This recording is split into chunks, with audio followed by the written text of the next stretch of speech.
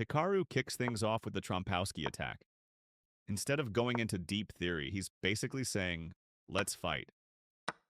Magnus, unfazed, plays for the center, immediately challenging White's pieces. It's like answering aggression with aggression. If you push me, I'll push back. Then Hikaru, being Hikaru, plays with his knight, signaling that he wants to launch an early kingside attack. Magnus doesn't react emotionally. Instead, after exchanges, he hits back in the center asking, "Are you sure about this, buddy?"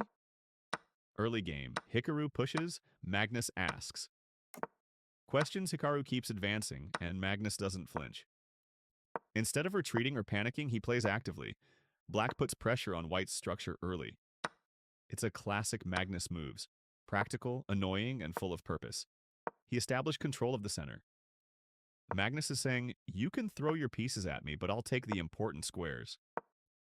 Hikaru now has space, but Magnus has better coordination and fewer weaknesses. White is playing for checkmate, but if that doesn't happen, Black will take over. Middle game, Hikaru goes for the knockout. Magnus laughs it off. Now things get really spicy. Hikaru commits to his kingside attack.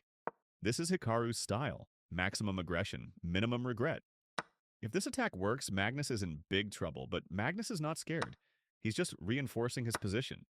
It's like putting on a seatbelt before a bumpy ride. At this point, Magnus is playing like a guy who's been in 500 car crashes and walked away from all of them. He saw the chaos coming and just casually prepared for it. But it's already over. Hikaru's attack was like an expensive car with no gas. Looked dangerous, but it didn't go anywhere. Hikaru fought for the kill, but Magnus Said not today. After the final moves of the game, Magnus takes over. The hunter becomes the hunted. At this point, Hikaru resigning is like a chef giving up on a burnt meal. There's no fixing it. You just gotta move on. Final thoughts. Magnus is just too good. This game was a masterclass in defense and counterattack. Hikaru went for an all-in kingside attack, but Magnus saw through it, defended perfectly, and took over when the attack collapsed. Moral of the story? If you're going to attack Magnus, you better make it work, because if it doesn't, he'll turn the game into a horror movie for you.